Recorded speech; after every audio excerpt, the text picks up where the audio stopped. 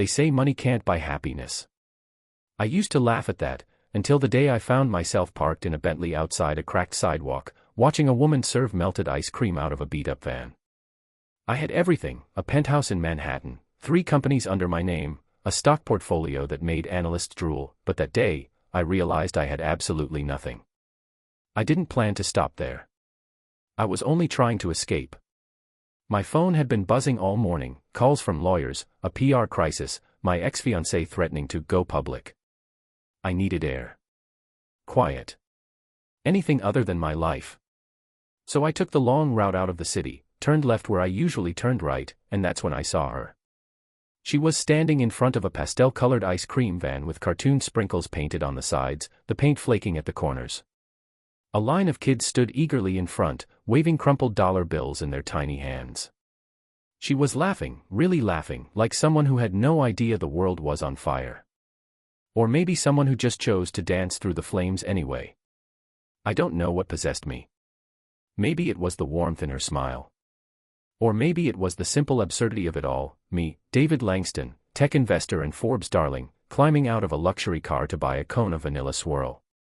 When it was my turn, she looked up and gave me that same smile. Her eyes were a warm, disarming hazel, and her nose crinkled just slightly when she smiled. God, it was charming. "What'll it be, sir?" she asked, clearly not recognizing me. That part alone was refreshing. I looked at the flavors scribbled on the chalkboard. "What do you recommend?" "Depends," she said, narrowing her eyes playfully. "Are you having a good day or a bad one?" I hesitated. "I think it's somewhere in the middle." "Then you need the swirl," she grinned. "Life's not always black and white." I chuckled, an honest, unguarded chuckle, which felt strange in my own chest. "Then swirl it is." She handed me the cone, her fingers brushing mine for just a second longer than necessary. It was probably nothing. Or maybe it was everything. I took a bite. It was too sweet. Messy. Dripped on my $1,000 shoes. But for the first time in weeks, I didn't care. Her name was Rachel. I didn't ask, not right away. But I went back the next day, and the next. Always just for ice cream, even though I barely touched it. I learned she'd bought the van from her uncle 3 years ago and ran it herself every summer. She knew all the kids by name, and they adored her. She lived in a small apartment above a florist shop 2 blocks away. She loved thunderstorms and hated olives. She hummed 80s songs when she thought no one could hear. And she had no idea who I was. Which was perfect, until it wasn't. "Hey, David, right," she said one afternoon, wiping her hands on a pink towel. "You're not from around here?" "Nope. Just passing through." "Every day," she teased. I shrugged. "Maybe I just like your ice cream." She tilted her head, studying me. "You talk like someone who's used to boardrooms and Bluetooth." That made me laugh. Guilty. "So what are you doing here?" "Really?" That question landed like a stone in my stomach. I hesitated too long. Rachel leaned in, lowering her voice. "You don't have to tell me. But just so you know, I think people can feel trapped in a $1 million cage just as easily as a cardboard box." I stared at her, stunned. How did she see through me so easily? She smiled again, softer this time. "It's in your eyes. You look like someone who's trying to remember who he used to be." That night, I didn't go home. I drove aimlessly until I ended up at a gas station on Route 29. I sat there in the car, thinking about what she said. She was right. I wasn't running from a scandal or a woman or a broken engagement. I was running from myself. From the version of me that had traded simplicity for speed, intimacy for influence, purpose for profit. But Rachel, she reminded me of what life used to feel like. Before I became a brand. Before every smile was calculated and every deal was signed in blood. She didn't know who I was. And for the first time in a long time, I didn't want to tell her. The next day, I brought her coffee. "Peace offering," I said, holding it out sheepishly. "What for?"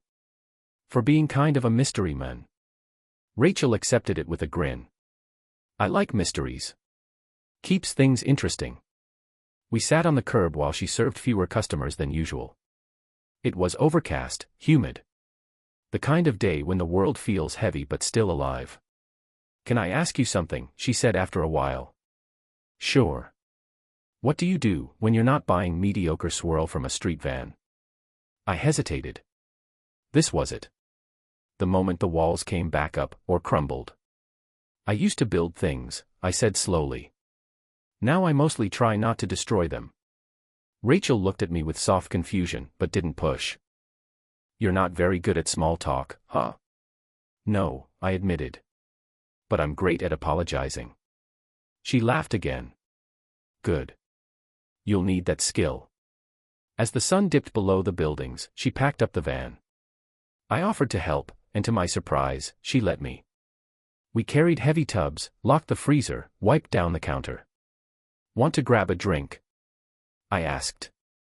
I almost never asked women out casually. Everything in my life was planned, scheduled, optimized. But this wasn't a plan. Rachel raised an eyebrow. "Coffee or cocktails?" "Your pick." She paused. "All right, coffee. But only if you're not secretly married, engaged, or part of a witness protection program." I smiled. "None of the above. Just complicated." Her eyes softened. "Aren't we all?" We sat at a corner cafe, sipping burnt coffee and talking about everything and nothing. She asked what kind of music I liked. I said jazz, because it reminded me of my dad. She smiled and said her father used to play the saxophone before he left. I asked if she always wanted to serve ice cream. "No," she said. "But I like making people smile. And I like being free. There's beauty in choosing a simple life when you could chase something louder." That hit me hard. I'd chased louder for years. I had the scars to prove it. By the end of the night, I didn't want to leave. I didn't want to go back to the high-rise silence and cold sheets and reminders of what I'd built and lost. But just as we were saying goodnight, my phone buzzed again. It was my assistant. "Your name's trending. Page 6 is saying you ran off with a woman in a van. They're digging into her now. What do you want me to do?" My stomach twisted. Rachel noticed the change in my face instantly. "Everything okay?" I swallowed hard. This was the moment. The curtain was about to drop. And I had no idea if she'd ever look at me the same way again. I wish I could say I told her the truth right then and there. That I explained everything, the businesses, the money, the media storm brewing with her name suddenly in the center of it. But I didn't. I looked Rachel in the eye, phone still buzzing in my pocket, and I lied. "Work stuff," I said, forcing a half smile. "Nothing serious." She didn't press me. Maybe she didn't want to ruin the night. Maybe she could already feel the cracks forming but wasn't ready to look too closely. We finished our coffee, walked back to her van in silence. She leaned against the side of it, arms folded, watching me. That smile, subtle, curious, warm, was still there, but dimmed now. "Thanks for tonight," she said softly. It was unexpected. In the best way. I nodded, unsure of what to say. I wanted to kiss her. I wanted to run. I wanted to confess everything, and yet I couldn't find the courage. Instead, I just said, "Can I see you tomorrow?" Rachel smiled. "I'll be parked in the same spot." And with that, she climbed into her van and drove off, the cartoon sprinkles vanishing into the city's dimming light. That night, I couldn't sleep. I sat in my apartment, staring out the floor-to-ceiling windows at a skyline I used to think meant I'd made it. Now it just looked like a graveyard of glass and steel. I poured myself a drink and opened my laptop. The headlines were everywhere. Billionaire tech mogul spotted with ice cream girl, who is she? David Langston's latest escape from corporate drama includes street romance. Who is Rachel Evans? The woman melting the ice around Wall Street's coldest men. Her name was out there now. Her photo too, one someone must have snapped from a distance, a little blurry but unmistakably her, handing me that vanilla cone. She had no idea what was coming. I'd seen this before, ex-girlfriends stalked by paparazzi, friends harassed online just for being in my orbit. My world wasn't built to be gentle. And Rachel. She wasn't made for this storm. I called my assistant. Get a media team ready. And make sure no one harasses her. I want every photo pulled down where possible. We'll issue a cease and desist if we have to. You got it, she said. And David, you might want to talk to her. Soon. The next morning, I skipped my meetings. I turned off my phone. Drove straight back to that cracked sidewalk, heart pounding like I was 20 again. The van was already there. She was inside, preparing cones and checking inventory. The moment she saw me, her eyes lit up. But before I could say anything, she stepped outside and pulled her phone from her pocket. Okay, she said with a raised eyebrow. I woke up to 6 missed calls, 2 voicemails, and 3 text messages that said, OMG, is this you? You want to tell me why there's a picture of us on the internet? I opened my mouth, but for a second, nothing came out. Then I sighed. Yeah. I owe you an explanation. You think, she said, arms crossed now. I gestured toward a nearby bench. Can we talk? Really talk? She hesitated. Then nodded. Okay. We sat down, the sounds of the city buzzing behind us, cars honking, kids yelling, a dog barking in the distance. I took a deep breath. My name is David Langston. I'm the CEO of Langston & Miles. We develop AI logistics software. I've been on the cover of Forbes. I own a lot of things. Buildings. Planes. Stocks. People like to write about me when they're bored. Rachel didn't blink. Just stared at me, still, like she was watching a scene unfold on a screen and hadn't quite decided if it was real. And you didn't think to tell me that when you were showing up every day pretending to be just some guy craving ice cream. It wasn't pretending, I said quickly. I didn't plan to meet you. I didn't plan for any of this. But when I saw you, I felt something. Something I hadn't felt in years. She looked down at her hands. So I'm what? A break from your world. A story to tell your boardroom buddies. Hey, remember when I dated an ice cream girl for a week? No, I cut in, louder than I meant. God, no. Rachel, you're the only real thing I've felt in a long time. And I didn't want to ruin it by bringing all of that into it. She exhaled, slowly. But that is part of you. You can't just hide it like it's a coat you take off. I know. We sat in silence for a few moments. A breeze picked up, rustling the paper napkins inside her van. Rachel finally spoke. Do you know what it's like, being talked about by strangers? People speculating about my childhood, my job, my body, because I handed you an ice cream cone. I do, I said quietly. More than you know. She looked at me then, really looked at me, and I saw it, the battle behind her eyes. Part of her wanted to believe me. Part of her wanted to run. I didn't ask for this, she whispered. I know. And I'll do everything I can to protect you. But Rachel, please. Don't let them take this away from us. We didn't talk much after that. She went back to serving customers, her smile a little more distant now, her laughs not quite reaching her eyes. I watched her for an hour, unsure of my place now. Was I the intruder or the dream? As I stood to leave, she called out. David. I turned. You want to help? She asked, tilting her head. Grab that box of cones and make yourself useful. I smiled. She hadn't kicked me out yet. That had to count for something. So I worked alongside her that day, handing out napkins, restocking sprinkles, wiping melted messes.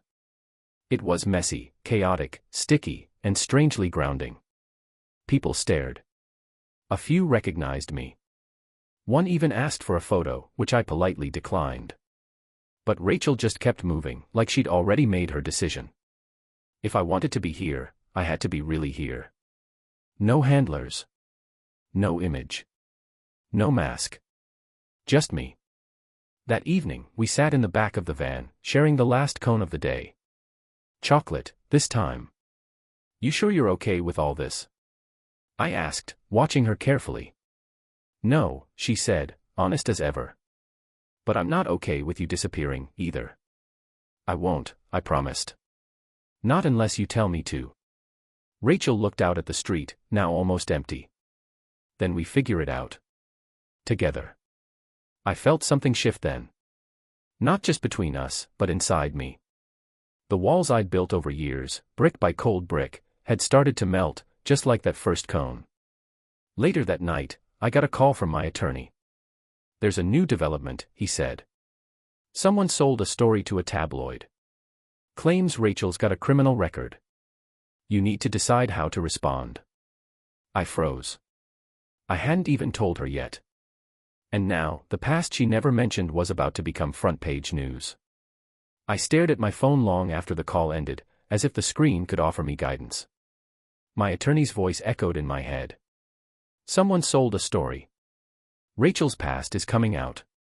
You need to decide how to respond. I had spent the last decade protecting my name, my image, my reputation like they were precious antiques. But now, this wasn't just about me. Someone had dragged Rachel into the line of fire, and I didn't even know what the story was. Was it true? Was it twisted? Did she even know this was coming? I didn't sleep that night. My apartment felt colder than usual, larger somehow. I stood in front of the window until sunrise, watching the city blink awake, wondering what secrets Rachel might have kept, just like I had. And if I was ready to love her through them. By mid-morning, the article dropped. Sweet lies, ice cream girl's hidden past. The headline was brutal. The content, worse. It claimed Rachel had been arrested 7 years ago in a small town outside Chicago. Petty theft. A liquor store. She was 21. No conviction, but a mugshot was included, grainy, poorly lit, but undeniably her. Younger. Harder. Eyes tired in a way I'd never seen. I sat at my desk, fingers frozen over the trackpad. I'd built empires by reading people, investors, founders, competitors. I could smell a lie in a sentence, spot a hidden clause in a sea of contracts. And yet I'd never asked Rachel about her past. Not directly. I never gave her the same scrutiny I gave to mergers and acquisitions. Maybe because I didn't want to know. Maybe because, deep down, I believed that people should be more than their worst moment. But I had to hear it from her. Before the world tried to speak for her. I drove straight to her apartment above the florist shop. The steps creaked as I climbed. Her door was cracked open, the scent of lavender and vanilla floating out. I knocked gently. Rachel. It's me. A pause. Then her voice, quiet but steady, come in. I stepped inside. She was sitting on the windowsill, knees pulled to her chest, a steaming cup of tea in her hands. She looked calm, composed, but I could see the tension in her shoulders. I saw it, she said before I could speak. I nodded. She turned her gaze back out the window. I wondered how long it would take. You knew it would come out? I asked. I didn't know how, she said. But people like me don't get close to people like you without someone digging. I walked over and sat across from her on a worn-out armchair. Rachel, talk to me. I don't care what some headline says. I care what's real. She gave a soft, humorless laugh. You sure about that? Yes. She set the cup down and looked at me, really looked at me. I was 21. Broke. Angry. Stubborn.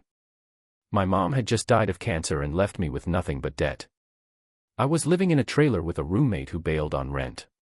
One night, I did something stupid. I helped a guy I was dating shoplift from a corner store. I didn't steal anything myself, I didn't even step inside. But I drove the car. I didn't say anything. Just listened. We got caught. He took a plea deal. I got arrested. My record got sealed later because I was a first-time offender and didn't have priors. But that photo, she shook her head. It never really disappears, does it? No, I said quietly. It doesn't. She looked at me with cautious eyes. So now you know. The truth. Does that change anything? I paused. Then stood, walked over, and sat beside her. I spent years pretending I was someone better than I was. hiding behind suits and numbers and headlines. But when I met you, I saw something I hadn't seen in a long time, someone real. Someone who didn't fake a smile for a camera. Who gave people joy with a scoop of swirl on a hot day. That mugshot, that's not who you are now. She exhaled slowly, as if releasing something heavy. You're not mad I didn't tell you? No, I said. I'm mad someone thought they could use it to hurt you. The next few days were chaos. The story went viral. Talk shows ran segments titled The Billionaire and the Ice Cream Girl. Some outlets praised Rachel for overcoming her past. Others weren't so kind. Online comments ranged from support to cruelty. We tried to stay ahead of it. My PR team issued a statement. I did an interview defending her character. We even found a legal angle to threaten the tabloid that published the sealed record. But the damage was done. Rachel didn't leave her apartment much. The kids stopped visiting the van. Parents pulled them away, whispering behind her back. The joy that once surrounded her started to shrink. One evening, I brought her flowers from the shop downstairs. The owner, a kind older woman named Denise, refused to let me pay. She's a good girl, she said. Tell her not to give up. I found Rachel on the couch, scrolling through her phone. She looked exhausted. Let's go, I said. Go where? Anywhere. Out of the city. Just for a weekend. She hesitated. I don't know. You need air, I said. And I need to remember what it feels like to breathe. We drove to a quiet cabin in upstate New York, one I rarely used anymore. Tucked in the woods, surrounded by pine and silence. There was no Wi-Fi. No cell service. Just a fireplace, 2 mugs of hot cocoa, and the soft sound of wind through trees. That night, as we sat wrapped in a blanket, she looked at me and said, I was ready to push you away. Why didn't you? She looked up. Because you didn't flinch. I touched her hand. I've flinched a lot in life, Rachel. But not at you. She leaned her head on my shoulder, and we sat like that for hours. The next morning, we woke up to birdsong. She was barefoot on the porch, hair in a messy bun, sipping coffee from a chipped mug. I stood in the doorway and just watched her. She caught me staring. What? I think this is the happiest I've felt in a long time, I said. She smiled. Even after everything. Especially after everything. She walked over, took my hand. Then let's stop running. From the press. From the past. Let's just live. I nodded. Together. When we returned to the city, something had shifted. Rachel reopened the van. The kids came back, slowly at first, then like nothing had changed. Denise started leaving little bouquets on the van's counter. People still stared, but less with judgment and more with curiosity. Some even smiled. And then, one afternoon, as Rachel handed out a double scoop to a teenage boy in a Yankees cap, she looked up and saw a man in a suit approaching. Tall. Trim. Expensive sunglasses. Clean-cut smile that didn't reach his eyes. Excuse me, he said to her. Then looked at me. Mr. Langston. A word. Rachel stepped back. Friend of yours? I sighed. More like a ghost from my world. The man handed me an envelope. Your board is requesting your presence. There's concern about recent developments. They believe your association with Ms. Evans is a distraction. Possibly a liability. I clenched my jaw. She has a name.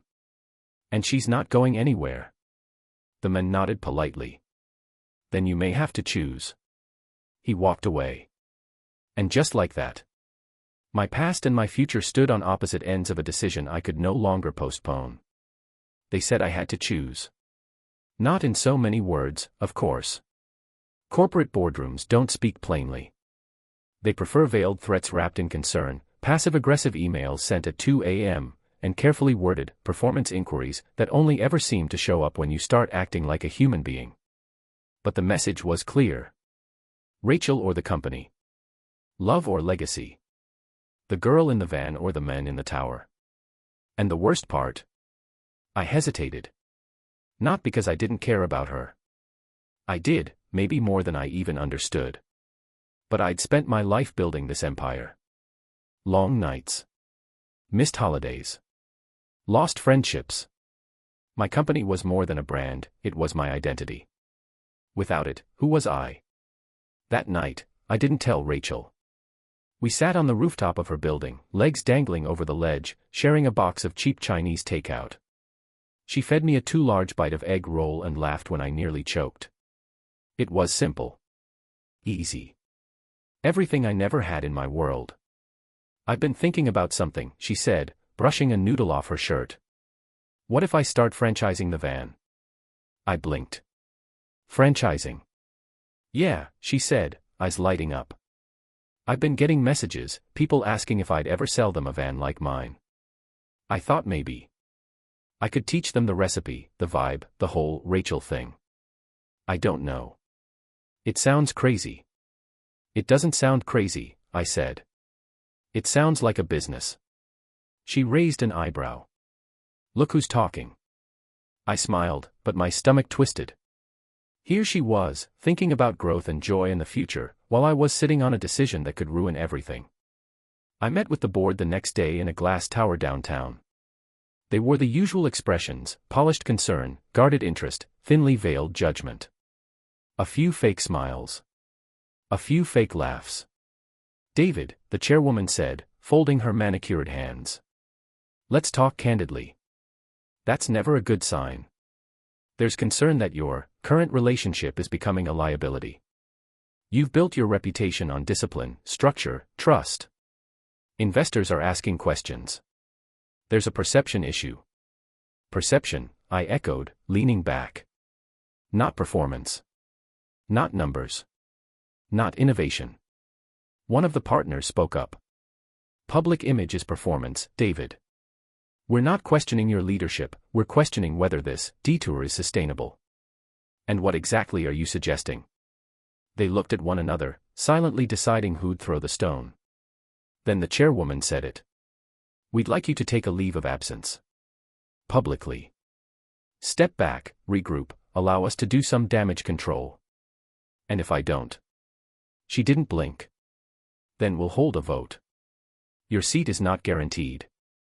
I looked around the room at men and women I'd known for years. People I'd helped, funded, promoted. They didn't see me as a person anymore. Just a line on a balance sheet. They were ready to erase me, because I chose someone who didn't fit their narrative. That night, I walked for hours. No driver. No phone. Just me and the sound of the city. I ended up in front of the ice cream van without even realizing I'd been heading there. It was closed, the windows covered, but her light was still on upstairs. I stood there, looking up at her window like a character in one of those old movies where the guy always gets the girl, and no one ever has to choose between love and legacy. But this wasn't a movie. And I didn't feel like the guy who wins. Rachel opened the door before I knocked. You look like you've been walking through a war zone, she said, letting me in. Close, I muttered. She handed me a cup of tea without asking, sat beside me on the couch, and waited. So I told her. About the board. The vote. The threat. About how they called her a distraction. A detour. I expected her to be angry. Instead, she went quiet. I knew this would happen, she said softly. I didn't know how or when, but I always knew your world would come knocking. It's not your fault. I know, she said. But it still hurts. I set the tea down and took her hand. I don't want to lose you. You won't, she said. But I can't let you burn everything down for me, David. I won't be the girl who ruined your life. I shook my head. You didn't ruin anything. You reminded me why I built it in the first place. We spent the weekend in a strange sort of limbo. We didn't talk much about the company. Or the headlines. Or the noise. Instead, we cooked together. Walked through the park. She made me try pistachio ice cream, even though I swore I hated it. I still do. And for a moment, it felt like we were in a bubble. But bubbles burst. Monday morning, I walked into the boardroom alone. I was supposed to defend myself. Plead my case. Assure them I'd stay on brand. Instead, I handed them my resignation. One by one, their eyes widened. I built this company from the ground up, I said. I gave it everything, my time, my relationships, my soul. But somewhere along the way, it stopped being about building. It started being about maintaining. About preserving power, not creating meaning. The chairwoman frowned. David, don't be rash. We're offering you a chance to. No, I cut in. You're offering me a cage. And I finally realized something: legacy doesn't live in boardrooms. It lives in the people you love. The ones who make you feel human. I stood, placed my access card on the table. Find someone else to smile for your investors. And I walked out. When I got to the van, Rachel was setting up for the day. A small crowd had already gathered.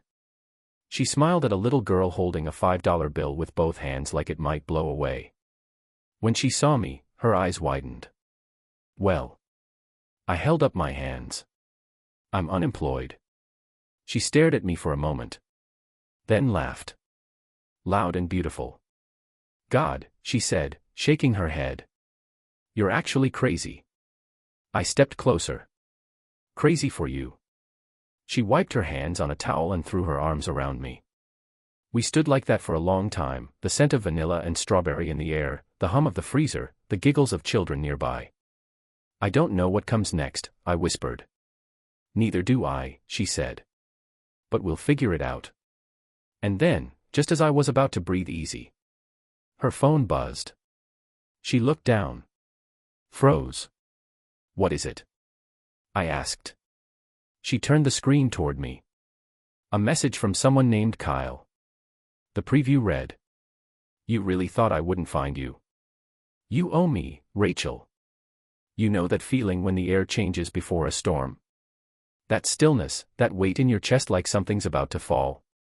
That's how it felt when I read Kyle's message on Rachel's phone. You really thought I wouldn't find you.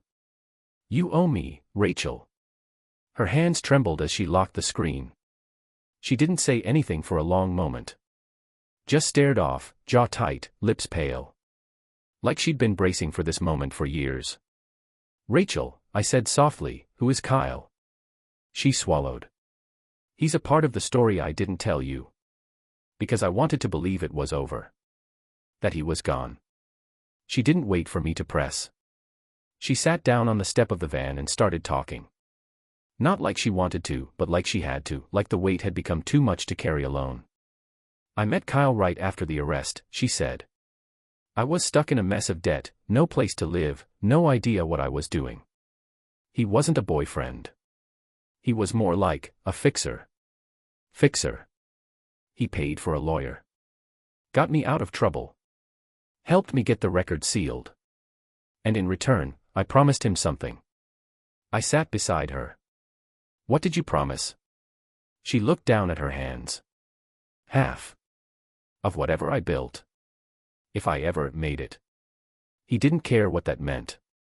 Business, inheritance, lottery. Whatever.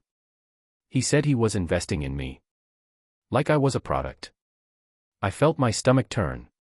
You signed something? No. It was verbal. But he kept texts, voicemails. And Kyle, he's not the kind of guy who lets things go quietly. I paused. Why now? She glanced at me. Because now there's something worth taking. Headlines. Buzz. Public attention. He sees money and leverage. I stared out at the street. Children laughed nearby as they chased melted ice cream down cones. The world kept spinning, unaware that ours had tilted. Do you trust him to go away? I asked. She shook her head. Kyle doesn't go away. He waits. He lurks. He watches until it's convenient to strike. That night, we sat in my apartment, lights low, TV off, city buzzing faintly through the windows. She wore one of my sweatshirts. I made tea, neither of us drank. What does he want? I asked again. I don't know yet. But it won't stop at money, she said. He likes control. The idea of having something over me. I clenched my fists. If he threatens you, we go to the police. She gave a bitter smile. With what? An old promise and a few texts. He hasn't broken any laws yet. But he knows how to make life miserable. Especially now that I'm somebody. My mind was already turning. I didn't want to involve lawyers. Rachel didn't need another round of press coverage, more skeletons dragged out. But if Kyle came any closer, I wasn't going to play defense. The next day, Rachel got another message. Then another. No threats. No insults. Just pressure. We need to talk. You owe me. You know what this is. Tick-tock, Rachel. You don't want me showing up. Maybe your new boyfriend would like to hear how you paid for your pretty little van. That last one pushed me over the edge. I called a friend from my old life, Paul Renner, a former private investigator I'd used during acquisitions when a company's books didn't line up. He was sharp, discreet, and didn't flinch easily. I need information, I told him. On a man named Kyle, last name unknown. Mid-30s. Lived around Chicago 7 years ago. Possibly involved in underground finance. Paul didn't ask questions. Give me a few hours. While Paul worked, Rachel went quiet again. Not afraid. Not tearful. Just withdrawn. We closed the van early that day and drove upstate again, to the cabin. I needed space to think. She needed to feel safe.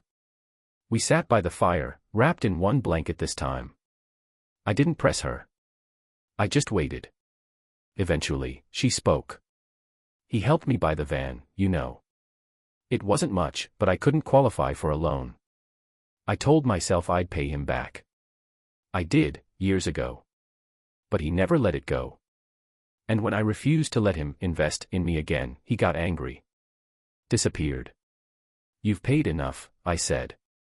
She nodded, but I could tell, some part of her still felt that shadow on her back. Late the next day, Paul called. I found him. Full name, Kyle Morrow. 2 arrests, credit fraud and intimidation, but no convictions. Operates in gray markets. Small-time muscle, but smart. Knows how to stay just inside legal. And he's in the city. Checked into a hotel under a false name, but the credit card pinged. You want me to pay him a visit? I paused. Not yet. I need to talk to him first. Rachel wasn't happy about it. You're walking into a trap. I'm walking in with my eyes open. I don't want you to get dragged into this. I touched her cheek gently. I already am. We met at a quiet bar near the river. I chose the spot, public, dim, quiet. Kyle showed up 20 minutes late, just to prove he could. He looked exactly like I expected. Greasy charm. Cheap cologne. Designer jacket that didn't quite fit. David Langston, he said with a smirk. The men who fell for the ice cream girl. How romantic. I didn't respond. He slid into the booth, arms spread like he owned the place. She tell you about our deal? She told me enough. Then you know she owes me. No, Kyle, I said. She owed you. But that debt's paid. And if this is about money, let's talk numbers. He leaned in. I don't want your money. Then what? I want access, he said. A seat at the table. You've got influence, Langston. Contacts. I've been trying to get into legit investments for years. I don't need much, just a few introductions, maybe some seed cash. I stared at him. You're trying to blackmail your way into angel investing. He shrugged. Call it networking with leverage. I stood up. You're not getting anything from me. Or from her.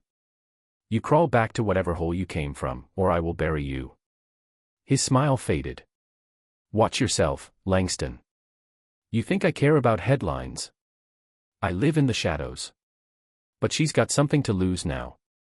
That makes her soft. I leaned across the table. That makes you stupid. I walked away without looking back. I didn't tell Rachel everything that night. I just told her I'd handled it. That Kyle wasn't going to be a problem. But I knew better. People like him don't walk away. They wait. They simmer. We were finally finding peace, and Kyle was a match in a room full of gasoline. I tightened security at the cabin. Called Paul again. This time, I gave him permission to follow. And that weekend, for the first time in days, Rachel smiled again. "I can't believe you did all that for me," she said, head on my chest. "I'd do more," I replied. "For you, I'd burn down everything." But we wouldn't have to wait long. The next morning, just as Rachel was prepping ingredients for a new recipe she wanted to try, blueberry basil swirl, I got a call from Paul. "David," he said, voice tight. "You need to get back to the city. Now." "What happened?" "He didn't go after you. He went after the van." "What?" "Someone broke into the storage lot. Vandalized the inside. Graffiti. Slashed tires. Took her ingredient notebook." I stood frozen, ice creeping down my spine. Rachel stepped into the room behind me, holding a bowl of cream. "What's wrong?" she asked. I turned to her slowly, heart aching. "He hit the one place he knew would break you." The sight of the van broke something inside her. Rachel didn't cry. She didn't scream. She didn't fall to her knees like they do in movies. She just stared. Like all the color had drained out of the world. Like someone had taken the heartbeat out of her chest. The van's windows were smashed in. Spray paint streaked across the side in cruel reds and blacks, ugly words I won't repeat. The tires had been slashed clean through, and the inside, where she kept her supplies, her journals, her flavor logs, was gutted. Shelves overturned. Freezer doors ripped open. Her notebook, the one she carried everywhere, was gone. I'd seen financial reports burned in boardrooms. I'd watched companies fold.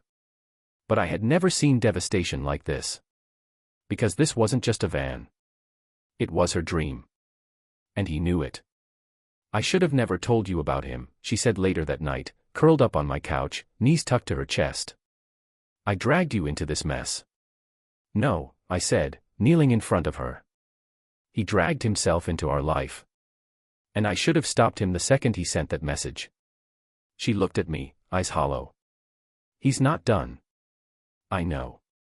We filed a police report the next morning. Standard procedure. Photographs. Statements. A patrol officer who glanced over the damage and gave us a tired, "We'll look into it." But I already knew how this would go. Kyle had done this before. He knew how to cover his tracks, no cameras, no fingerprints, no direct threat. Just enough damage to make a point without triggering the law. He didn't want to go to jail. He wanted to make her quit. Rachel stopped selling ice cream that week. She stayed in the apartment, barely eating, barely talking. She tried to open her laptop once to look up van repairs, but when the screen loaded, she just closed it again. "I don't even know where to start," she whispered. "You don't have to," I told her. "We'll start together." But deep down, I could see what she couldn't say aloud. What if it's not worth starting again? What if he ruins it all again? I made her tea. I cleaned the mess at the lot myself. I called every contact I had for a repair shop, a new freezer, replacements for what was stolen. But none of it would matter until she stood back up. And that terrified me. Because what if this dream, this light that drew me to her in the first place, had been extinguished? On the third night, I found her standing in the kitchen at 2 a.m., staring at a pint of ice cream in her hands. Vanilla bean. It was the flavor she gave me the first time we met. "I made this one fresh a few weeks ago," she said. "I kept it in your freezer because it was too soft for the van. Do you remember what you said when you tried it?" I nodded. "I said it tasted like summer." She looked up at me, and for the first time in days, I saw fire in her eyes again. "Then let's make it summer again." She started working the next morning. Not on the van, it was still unusable, but in the kitchen. She found an old notebook and began rewriting everything she could remember. Measurements. Ratios. Temperatures. Even silly notes she'd once jotted in the margins like, "Too much mint equals toothpaste." She refused to let Kyle take her joy. And I refused to let him stay in the shadows. I met with Paul again. We sat in the back of a hardware store, of all places. He handed me a flash drive and a manila folder. "This is everything," he said. Kyle's real last address. His financials. Associates. He's not untouchable, but he is careful. "What do I do with this?" I asked. Paul shrugged. "Depends. Do you want him scared? Or silent?" I thought about that. I wasn't a violent man. But I wasn't naive, either. Power doesn't just sit back and wish for change. He needs to know, I said finally, that if he touches her again, I'll burn his entire foundation to the ground. I waited until nightfall and drove to the address Paul gave me. An old condo in a neighborhood that had clearly seen better days. A flashy car was parked out front, leased under someone else's name, I was sure. Kyle opened the door with that same smug smirk. Well, he said. "You just can't stay away." "I'm not here to talk," I said. "I'm here to give you one chance." He raised an eyebrow. "To do what?" I dropped the folder on his table. Photos. Accounts. Names. And one note at the top in my handwriting, "You push her again, I push back harder." He flipped through it slowly. And for the first time, I saw it, the crack in his armor. "You threatening me?" he asked, voice lower now. "I'm promising you," I said. "If you send another message, make another call, even think about her van again, I'll have every reporter in this city digging into your past. You'll be on every blacklist. Every watch list. You'll be begging to disappear." He leaned back, exhaling. "You love her that much?" "Yes," I said. "And I'm not afraid of you." When I got home, Rachel was asleep on the couch, her laptop open beside her. I scrolled through the screen. She'd been researching new vans. Looking at names for a pop-up cart she wanted to build, smaller, easier to move, something temporary until she could rebuild fully. She was fighting. And I'd made sure Kyle would never touch her again. Or so I thought. The next morning, we walked to the market together to pick up ingredients for a new recipe she was working on, salted caramel with sea foam chocolate, whatever that meant. She held my hand tightly. Smiled more than she had in days. And then her phone buzzed again.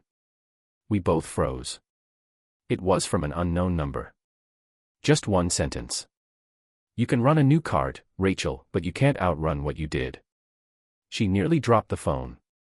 "Was it him?" I asked. She nodded. "How?" I warned him. Her voice was a whisper. "He's not going to stop, David." "Then I will." I called Paul that afternoon. He didn't answer. Which was strange. He always answered. So I drove to his office. The door was locked. The lights off. No sign of him. Back at home, Rachel was pacing. "He's retaliating," she said. "I told you. He won't just go away." "I'll find another way," I said. She stopped pacing. Looked me dead in the eyes. "No. We will." That night, she recorded a video. It wasn't flashy. No music. No edits. Just her in our kitchen, sitting in front of a bowl of melting ice cream. She told her story, about her mistakes, her arrest, the men who helped her and then turned that help into chains. She didn't say Kyle's name, but she didn't need to. She ended the video like this. "If you're someone who's ever been owned, manipulated, or controlled, this is for you. I'm not hiding anymore. I'm not afraid anymore. And no one gets to use my past to erase my future." We uploaded it at midnight. By morning, it had over 100,000 views.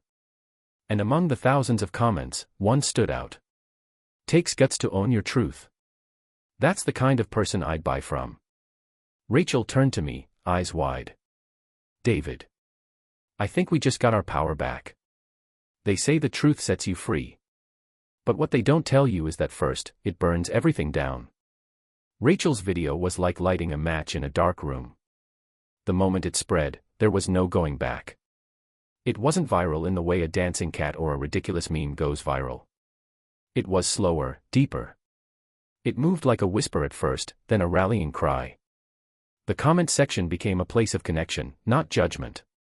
People shared their own stories. Mistakes. Second chances. Abusers they had walked away from. And through it all, Rachel read every single word. I thought people would hate me, she whispered one night as we sat curled up on the floor, the laptop glowing between us. Instead, they saw me. Within days, emails started pouring in. An independent news outlet reached out, asking if she'd be open to an interview about starting over after hardship. A well-known food blogger offered to feature her story and recipes on their site. Even a small manufacturer in Vermont messaged her, saying they wanted to sponsor her first batch of new ice cream. It was like the world had been waiting for her to step into the light. But more importantly, she was finally letting them see her. We bought a used food cart with the money she'd saved from her last few months in the van. It wasn't flashy, but it was beautiful in its simplicity, stainless steel with white enamel panels, a curved glass display, and just enough room for 6 flavors at a time. She named it the comeback cart. The first day we rolled it out into the park, I stood to the side, watching her carefully place the small sign that read, "Made by a woman who failed. And got back up."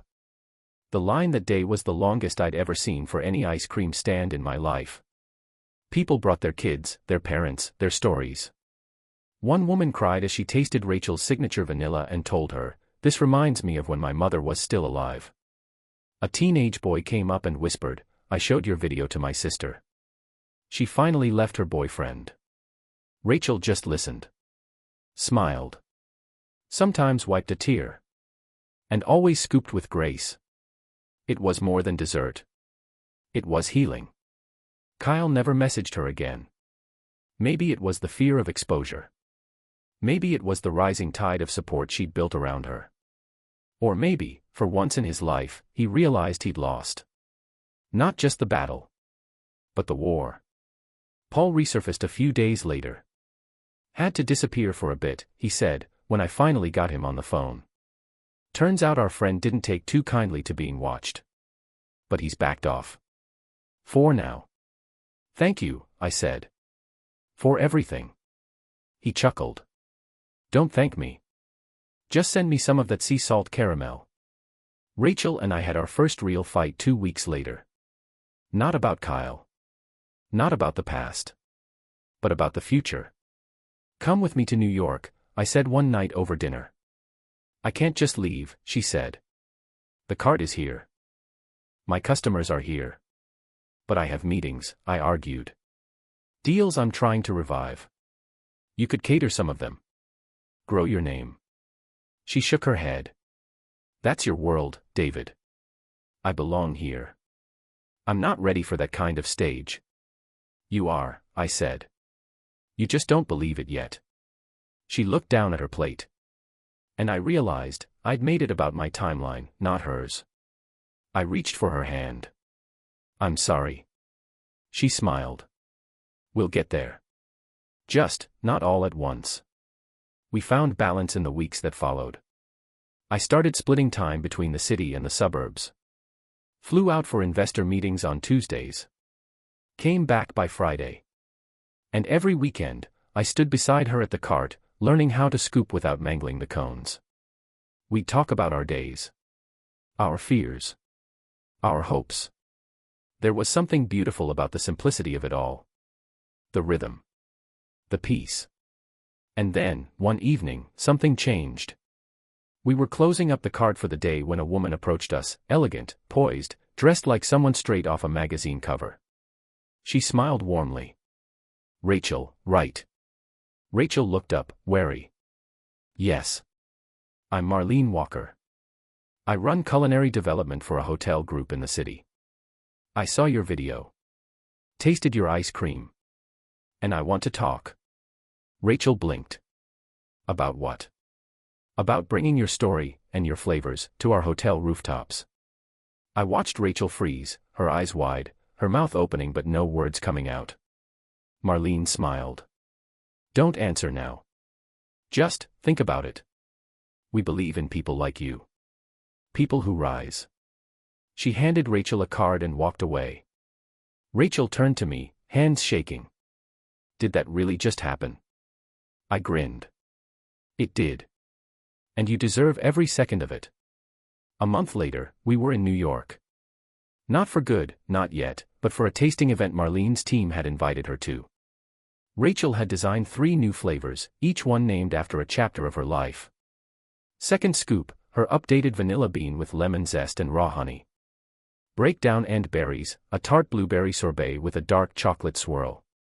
Sunlight on concrete, salted caramel with roasted pecan and espresso dust. The room was packed. Executives, food critics, influencers. I stood in the back, heart pounding like a proud parent at a school play.